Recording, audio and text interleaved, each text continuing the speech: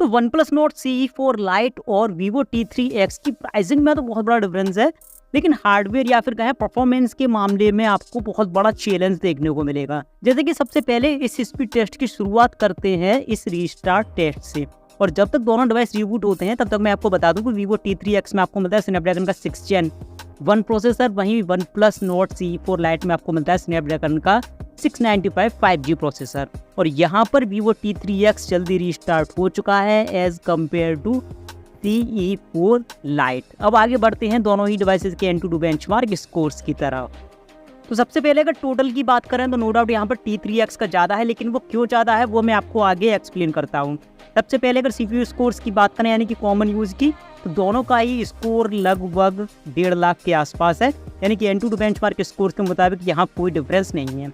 और जो टोटल में आपको डिफरेंस देखने को मिलेगा वो रहेगा GPU स्कोर्स की वजह से, क्योंकि CE4 Lite में आपको मिलता है CPU का स्कोर 0, जबकि T3X में मिलता है लगभग 1,33,000 के आसपास। और ये 0 क्यों है CE4 Lite में वो भी मैं आपको आगे एक्सप्लेन करता हूँ। इसके बाद मेमोरी स्कोर्स की बात करें तो यहाँ भी T3X CE4 Lite से बेहतर है। डिवाइस की रीड एंड राइट स्पीड का स्कोर जस्ट डबल हुआ है अचीव T3X में as compare to CE4 Lite, यानी कि एंड टू बेंचमार्क में तो T3X बहुत ज़्यादा बेहतर है। इसके बाद सबसे पहले बात करते हैं CPU स्कोर्स की, यानी कि कॉमन यूज़ में दोनों डिवाइसेस कैसे हैं। तो इसके लिए मैंने दोनों डिवाइसेस पर ये कुछ एप्लीकेशंस लॉन्च करके देखे हैं, और यहाँ से आप थोड़ा सा आइडिया ले सकते हो कि कौन सा डिवाइस एप्लीकेशंस को जल्दी लोड करता है दूसरे के कंपैरिजन में। और अभी तक दोनों डिवाइसेस की बात करें तो कुछ मिली जुली परफॉर्मेंस देखने को मिली है। जैसे कि सेटिंग्स का एप्लीकेशन CE4 Lite पर थोड़ा सा जल्दी लोड हुआ, कॉन्टैक्ट हुआ T3X पर जल्दी लोड, और यहाँ क्रोम की बात करें तो लगभग सेम टाइम पर दोनों ही डिवाइसेस पर लोड होता है। कैंडी क्रश का ये गेम देखते हैं ये किस डिवाइस पर पहले लोड होता है, तो ये भी लगभग सेम समय पर दोनों पर लोड हुआ। हालांकि गेम लॉन्चर का जो एनिमेशन आया वो T3X पर थोड़ा सा लेट आया। अगेन इस गेम को भी ट्राई करके देखते हैं कि ये किस पर पहले लोड होता है। तो quick response time CE4 Lite का थोड़ा सा बेहतर लगा, और गेम भी CE4 Lite पर थोड़ा सा जल्दी लोड हुआ एज कम्पेयर टू T3X, यानी कि कॉमन यूज़ में यहाँ थोड़ा सा मुझे बेहतर लगा CE4 Lite। इसी के साथ ये एक वीडियो है जो दोनों ही डिवाइसेस के UI वाले पार्ट में रिकॉर्ड हुआ है एंड टू बेंचमार्क के टेस्ट में, और यहाँ से आप डिवाइस की स्क्रोलिंग की इस परफॉर्मेंस को देख सकते हो। दोनों ही डिवाइसेस की डिस्प्ले का रिफ्रेश रेट है 120 हर्ट्ज का, और काफ़ी स्मूथ स्क्रोलिंग यहाँ देखने को मिली है। और डिफरेंस की बात करें तो कोई खास डिफरेंस यहाँ देखने को नहीं मिलता एंड टू बेंचमार्क स्कोर्स के मुताबिक और इस वीडियो के मुताबिक। और प्रैक्टिकली भी मैंने दोनों को यूज करके देखा डिवाइसेस को, तो लगभग सेम ही परफॉर्मेंस कॉमन यूज़ में दोनों डिवाइसेस पर देखने को मिलती है। इस वीडियो से आप समझ सकते हो कि 0 स्कोर GPU के लिए CE4 Lite पर अचीव क्यों हुआ, क्योंकि CE4 Lite में आपको मिलती है 8 GB की रैम, जबकि 6 GB रैम वाले वेरिएंट यूज किया गया है T3X का। अब यहाँ पर जब ये GPU वाला वीडियो लोड होता है तो T3X में कोई इशू देखने को नहीं मिलता, वीडियो काफ़ी स्मूथ तरीके से रन होता है, इसीलिए वहाँ पर 1,33,000 के आसपास स्कोर अचीव हुआ है। जबकि CE4 Lite में बहुत ज़्यादा इश्यू और लैग देखने को मिलते हैं, और वीडियो पूरी तरह से सपोर्ट नहीं करता है, और इसीलिए यहाँ पर GPU का स्कोर 0 अचीव हुआ है। आगे प्रैक्टिकली बात करते हैं, तो सबसे पहले मैंने ये गेम CE4 Lite पर रन करके देखा। वीडियो ग्राफिक सेटिंग्स पर जब ये मैंने गेम रन किया तो काफ़ी स्मूथ परफॉर्मेंस देखने को मिली, किसी तरह का कोई इशू देखने को नहीं मिला। CE4 Lite के ऑलरेडी मैं कई और स्पीड टेस्ट बना चुका हूँ, काफ़ी अच्छा गेमिंग एक्सपीरियंस मेरा CE4 Lite के साथ रहा है। मीडियम ग्राफिक्स गेमिंग में आपको कोई इशू देखने को नहीं मिलेगा।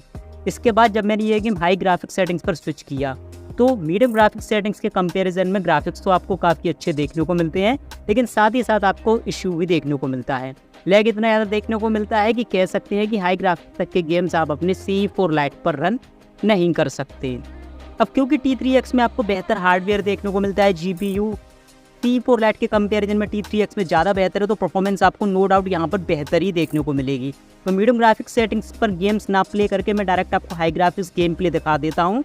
मीडियम ग्राफिक्स में यहाँ भी आपको कोई इशू देखने को नहीं मिलता, काफ़ी बेहतर परफॉर्मेंस देखने को मिलती है। हाई ग्राफिक्स सेटिंग्स की बात करें तो यहाँ भी आप हाई ग्राफिक्स तक के गेम्स स्मूथली रन तो नहीं कर सकते, लेकिन नो डाउट CE4 Lite के कंपैरिजन में यहाँ पर आपको बेहतर परफॉर्मेंस देखने को मिलती है गेमिंग के लिए भी। आगे बात करते हैं मल्टीटास्किंग परफॉर्मेंस की। तो जैसा कि मैं आपको बता चुका हूँ T3X का यूज किया गया है यहाँ पर 6 GB रैम वाले वेरिएंट, और 8 GB रैम वाला वेरिएंट यूज किया गया है C4 लाइट का। और काफ़ी सारे एप्लीकेशन यहाँ बैकग्राउंड पर रन है, जैसे कि आपने यहाँ देखा कैमरा दोनों डिवाइसेस के बैकग्राउंड पर रन हुआ। थोड़े से एप्लीकेशन हैवी भी हैं, मीडियम ग्राफिक्स के हैं, थोड़े से नेटिव एप्लीकेशंस भी हैं। तो देखते हैं किस डिवाइस पर आपको अच्छी परफॉर्मेंस मल्टीटास्किंग के लिए देखने को मिलती है। अभी तक सारे के सारे एप्लीकेशंस दोनों ही डिवाइसेस के बैकग्राउंड पर बने हुए हैं। नेटिव एप्लीकेशंस ही यहाँ पर अभी तक मैंने ट्राई किए हैं, लेकिन अगर इस एप्लीकेशन की बात करें AnTuTu बेंचमार्क की, तो ये दोनों डिवाइसेस पर क्लोज हो चुका है। बाकी के एप्लीकेशंस पहले दोनों डिवाइसेस के बैकग्राउंड पर बने हुए थे, क्योंकि वो छोटे एप्लीकेशन थे। सेटिंग का एप्लीकेशन भी आपने यहाँ देखा थोड़ा सा डिले हुआ दोनों ही डिवाइसेस पर लोड होने में। आगे देखते हैं कैंडी क्रश को कि क्या ये दोनों डिवाइसेस के बैकग्राउंड पर बना हुआ है। तो जी हाँ, कैंडी क्रश दोनों डिवाइसेस के बैकग्राउंड पर बना हुआ है। यानी कि अभी तक 6 GB रैम और 8 GB रैम में मल्टीटास्किंग में कोई खास फर्क देखने को नहीं मिला, लेकिन यहाँ क्रोम में T3X पर थोड़ा सा डिले देखने को मिला है, जबकि C4 लाइट में कोई भी डिले देखने को नहीं मिला। एक ये गेम और ट्राई कर लेते हैं। तो यहाँ पर T3X पर ये गेम क्लोज हो चुका है, जबकि C4 लाइट के बैकग्राउंड पर बना हुआ है। तो नो डाउट यहाँ पर T3X में आपको बेहतर हार्डवेयर देखने को मिलता है, लेकिन एक लेवल पर पहुँचने के बाद आपको रैम का डिफरेंस क्लियर देखने को